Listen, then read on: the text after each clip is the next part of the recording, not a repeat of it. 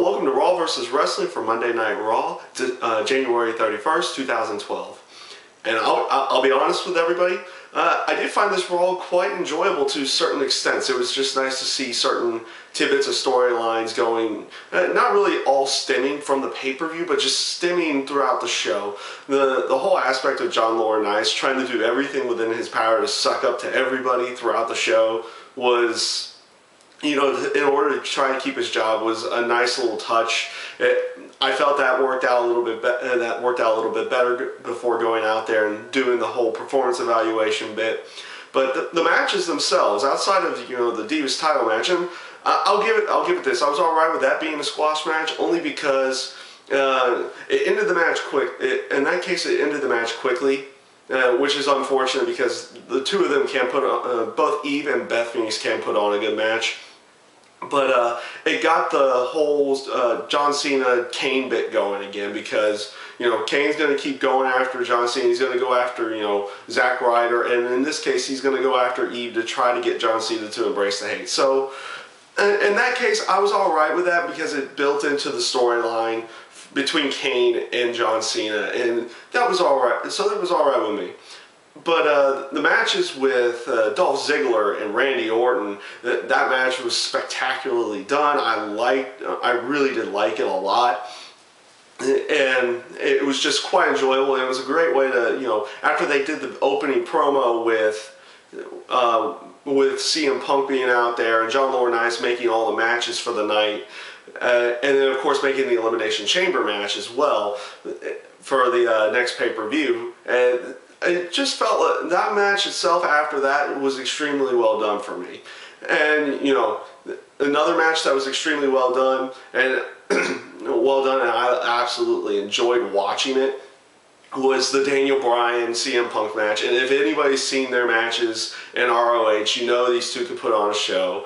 And I don't know if the crowd fully appreciated, but what I was watching, from what I was watching, that match itself was, it was extremely well done. It was just a great overall match. It was too bad. It was too bad that the interference at the end had to happen. But in a shining light of that, it's beginning to start the whole Chris Jericho CM Punk feud, and that looks like where they're going to be going with it. And it was just great to see that match. It sucked that head into DQ, but if there was any shining light for it, you had the Punk Jericho feud beginning here and now, and it's going to obviously go into the Elimination Chamber match and going into Elimination Chamber match in the upcoming weeks before the pay-per-view, and then probably on into WrestleMania. The other match that I actually enjoyed, the Miz and Kofi Kingston match.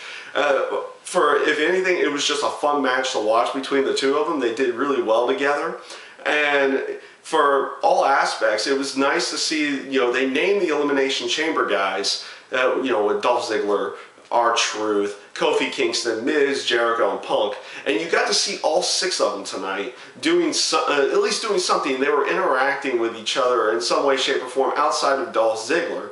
But in that sense, you at least got to see all six guys for the Elimination Chamber match here in the upcoming weeks. And honestly, that works out for me personally, because whenever you announce something like that, you want to see all six guys around somewhere in some way, shape, or form.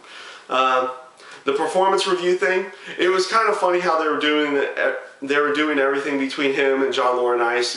You almost saw that he was going to be, it was like he wanted him to join the Kiss My Ass Club, then recanted that. That was kind of funny. It wasn't anything spectacular. It was nice to see when, and it was of course great to, well, not really nice, but great to see when he was about to fire him, lights go out, Undertaker's music hits, Undertaker comes out, and they essentially redid last year's spot when they made the match at WrestleMania. They just reversed the roles. They had Undertaker come out, they do the stare down, he's looking at the WrestleMania 28 sign and giving the gestures that he wants this match one more time.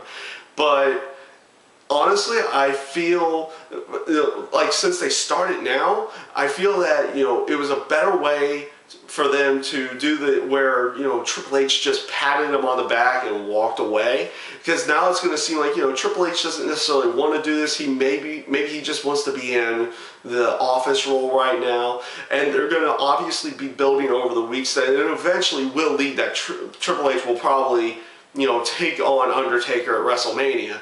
But it was nice to see them go in a different route where he doesn't just accept the match. It's going to take some time before he accepts the match. And all honestly, like I said, I felt like Raw was well done this week, and it was very enjoyable for me to watch live on TV this week. But it just came off really well to me, and that's pretty much all I've got to say about Monday Night Raw this week. This was Raw versus Wrestling, and I thank you guys for watching.